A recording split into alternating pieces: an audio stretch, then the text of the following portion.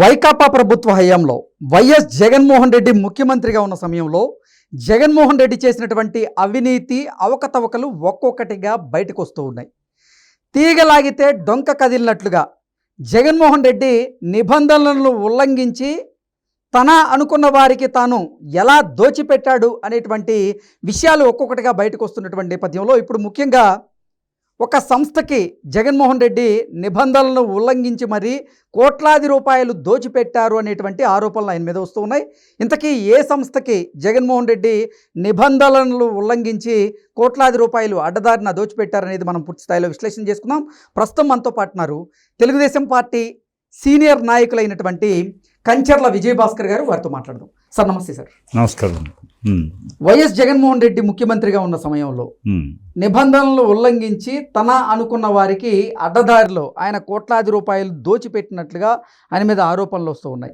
భారీగా ఆయన అవినీతికి అవకతవకలకి పాల్పడినట్లుగా ఒక్కొక్క ఆ విషయం ఇప్పుడు బయటకు వస్తున్నటువంటి నేపథ్యంలో ఇప్పుడు రీసెంట్గా ఆయన ఒక సంస్థకి ఆయన దోచిపెట్టినట్టుగా కొన్ని వార్తలు ఆరోపణలు వస్తూ ఉన్నాయి. ఇంతకీ ఏ సంస్థకి ఆయన దోచిపెట్టాడు, ఎంత దోచిపెట్టాడు అంటే ఏం చెప్తారు సార్? బైజూస్ అనే సంస్థ, మీరు చెప్పిన సంస్థ పేరు బైజూస్ సార్. దానికి 40.49 కోట్లు దోచిపెట్టాడు. అది ఆయనకి దావోస్ సదస్సుకి ఒకసారి జగన్మోహన్ రెడ్డి గారు స్విట్జర్లాండ్ పోయినప్పుడు అక్కడ పరిచయం అయ్యాడు సార్.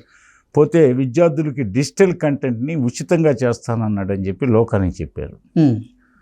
ఆ తర్వాత ఏమైంది, ఉచిత లోడింగ్ పేరుతో ఉచిత లోడింగ్ అన్నారు, కానీ మళ్ళీ 400 చిల్లర రూపాయలు దానికి ఆ కంటెంట్కి సంబంధించి తీసుకోవడం జరిగింది.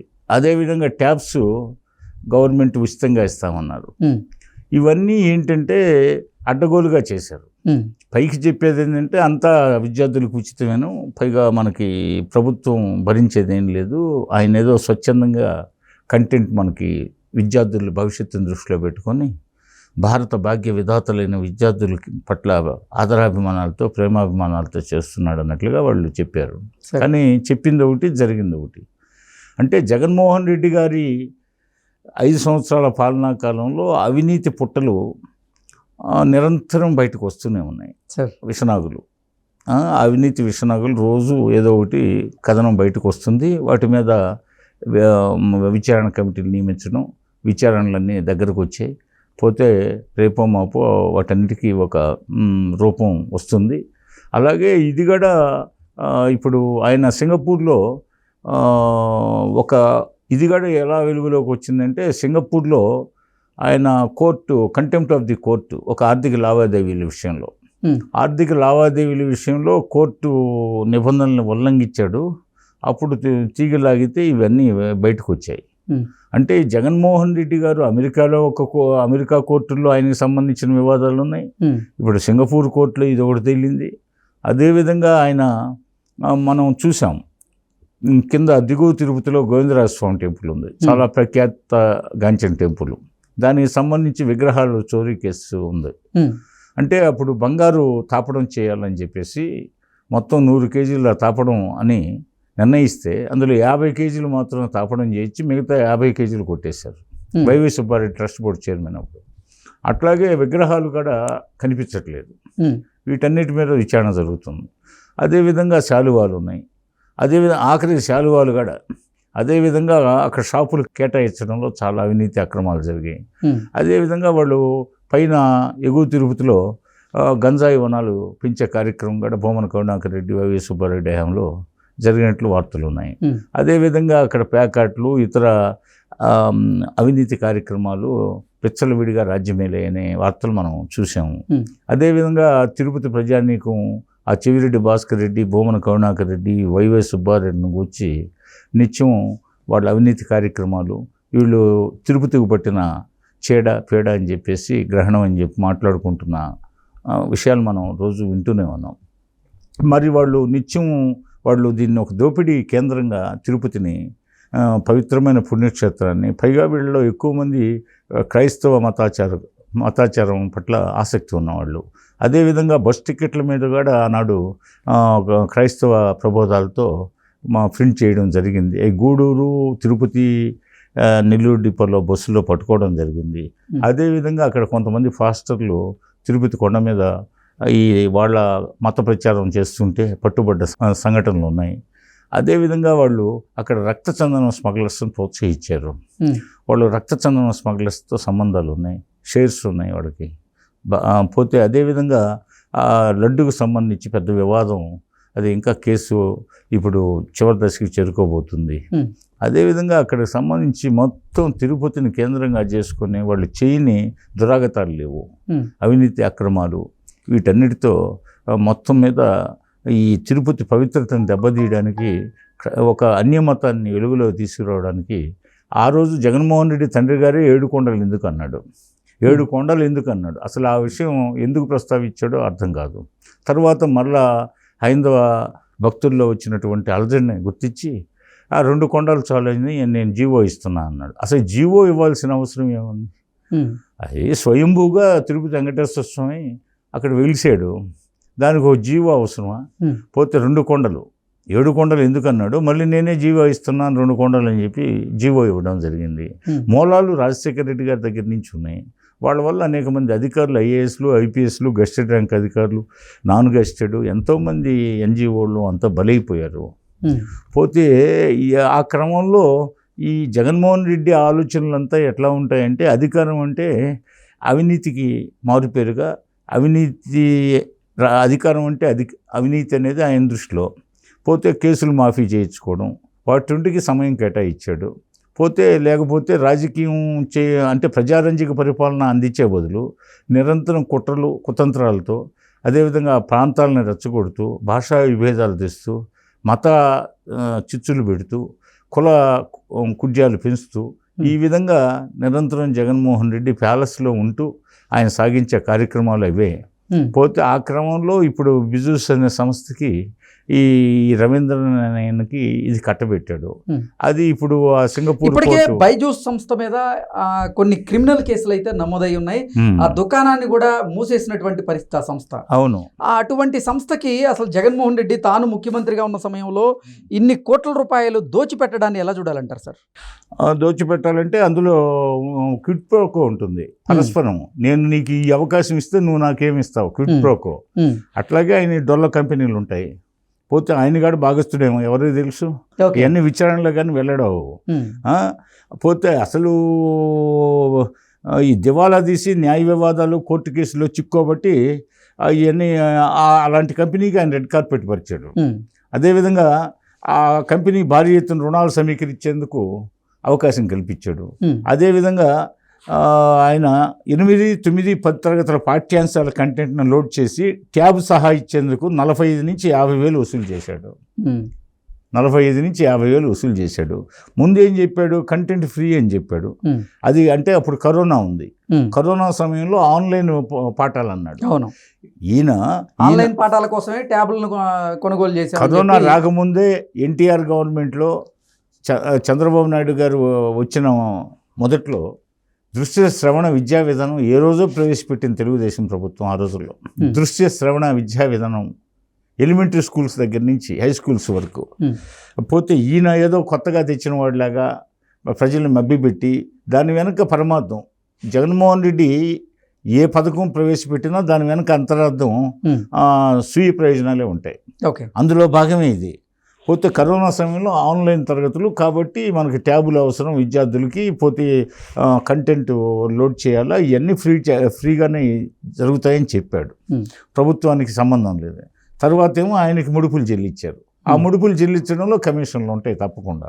అట్లాగే పోతే ఇది ఏపీటీఎస్ ద్వారా టెండర్లు పిలిచారు అప్పుడు మళ్ళా, ఇది ట్యాబుల కోసం. అందులో 2022లో 4,34,180 ట్యాబులు కొన్నారు. 2022లో 4,34,180 ట్యాబులు కొని బైజూస్ కంటెంట్ను లోడ్ చేయాలంటూ బెంగళూరు పంపించారు. కంటెంట్ను లోడ్ చేయడానికి బెంగళూరు పంపించారు. కంటెంట్ లోడింగ్కు ఒక్కో ట్యాబ్కు 420 చొప్పున చెల్లించారు. అంటే ఫ్రీ అని చెప్పారు. మళ్ళీ లోడింగ్కి ఒక్కో ట్యాబ్కి 425 అని చెప్పారు. వాటిని అక్కడి నుంచి జిల్లాలకు చేర్చేందుకు మళ్ళీ రవాణా ఛార్జీలు, ట్రాన్స్పోర్ట్ ఛార్జెస్ చెల్లించారు. కంటెంట్ లోడింగ్ ఛార్జీలను ట్యాబ్ సరఫరా టెండరు దక్కించుకున్న సంస్థకి ఇచ్చి అక్కడి నుంచి బైజూస్కు వెళ్ళే ఏర్పాట్లు చేశారు. అక్కడి నుంచి బైజూస్కు వెళ్ళే అంటే నేరుగా ట్రాన్స్పోర్ట్ కాంట్రాక్ట్ అని పెట్టి ఆ విధంగా బైజూస్కి వెళ్ళే ఏర్పాట్లు చేశారు. 2023లో మరో 5,18,740 ట్యాబులు కొన్నారు. ఇప్పుడు 2022లో ముందుగా చెప్పింది. అప్పుడు ఎన్ని కొన్నారు? 4,34,180 ట్యాబులు కొన్నారు. మళ్ళీ 2023 విద్యా సంవత్సరంలో ఎన్ని కొన్నారు? 5,18,740 ట్యాబులు కొన్నారు. అంటే ఎన్ని? 9,62,63,000 చిల్లర. అంటే 9,63,000 చిల్లర ట్యాబులు కొన్నారు. ఈసారి లోడింగ్ ఛార్జీలను టెండర్లోనే చేర్చేస్తారు. మళ్ళీ లోడింగ్ ఛార్జీలు ఇవన్నీ కంటెంట్ ఫ్రీ అన్నోళ్ళు మళ్ళీ దాంట్లో చేర్చారు. ట్యాబుల్ సంస్థ ద్వారా ఆ డబ్బు బైజూస్కి చేరేలా చేర్చారు. బైజూస్ చెప్పిన కంపెనీకే పోతే 8.7 అంగుళాల స్క్రీన్ కలిగిన ట్యాబులు సరఫరా చేసే సామర్థ్యం ఉండాలని నిబంధన పెట్టారు. 22లో నిర్వహించిన టెండర్లో, ఫస్ట్ 22లో నిర్వహించిన టెండర్లో ఆ స్క్రీన్ను ఎంత విడ్త్ ఉండాలా అనేది నిబంధనలో గైడ్ లైన్స్లో పేర్కొన్నారు. ఎంత? 8.7 అంగుళాల స్క్రీన్ ఉండాలి ఆ ట్యాబుల్కి. ఆ సరఫరా చేసే సామర్థ్యం ఉండాలన్న నిబంధన పెడితే ఒక్కో కంపెనీనే ఆ ట్యాబుల్ను తయారు చేస్తుందని, దానికి ప్రయోజనం కలిగించేందుకే నిబంధనలు పెట్టారన్న ఆరోపణలు వచ్చాయి. మిగతా కంపెనీల అభ్యంతరాలను నాటి ప్రభుత్వం లక్ష్య పెట్టలేదు. తొలి ఏడాది ట్యాబుల్ కాంట్రాక్ట్ను ఒక సంస్థకే ఇచ్చారు కదా.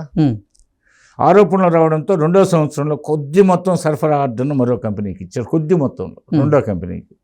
దాంతో కూడా మళ్ళీ కమిషన్లు పెట్టుకుంటారు. ఎగ్జాక్ట్లీ 2 ఏళ్లలో ఈ విధంగా 9,63,000 చిల్లర ట్యాబులు కొంటే 8 లక్షలు పైగా ట్యాబుల్ కాంట్రాక్టు ఒకే సంస్థకి దక్కింది.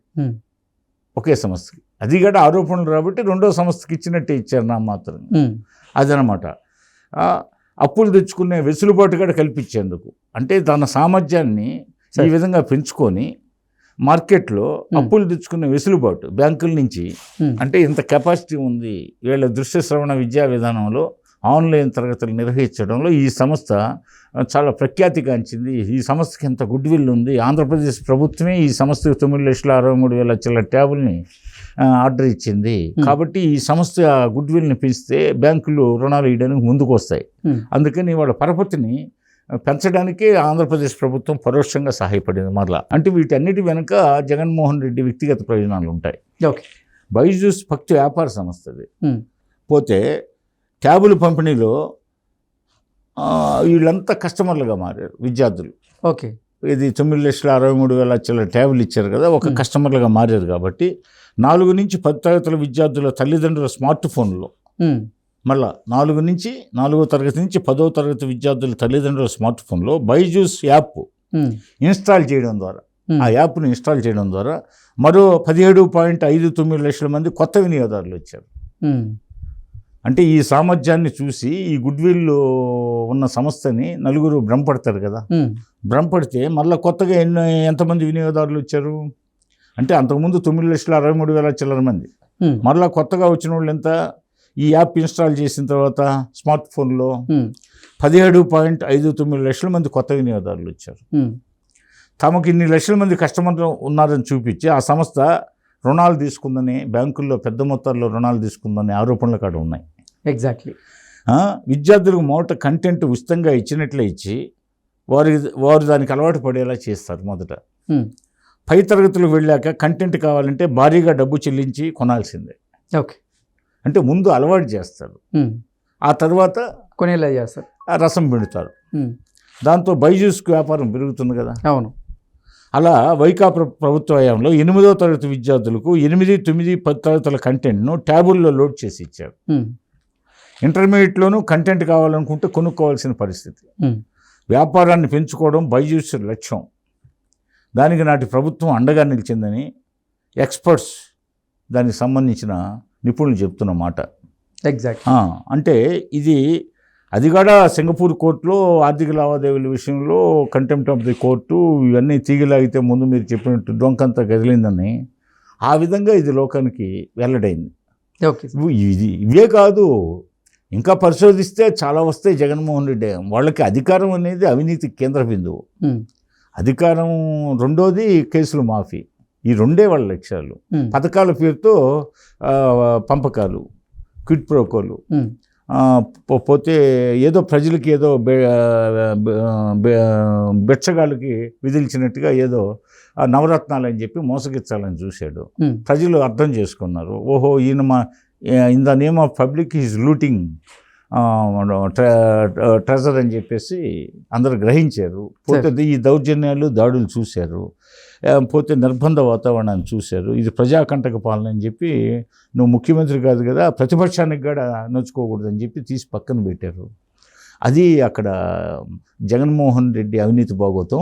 ఇంకా పుట్టలుగా తువ్వే కొద్దీ విషనాగులు బయటకు వచ్చినట్టుగా ఈ అవినీతి నాగులన్నీ ఇంకా బయటకు వచ్చే అవకాశాలు భవిష్యత్తులో కూడా లేకపోలేదు.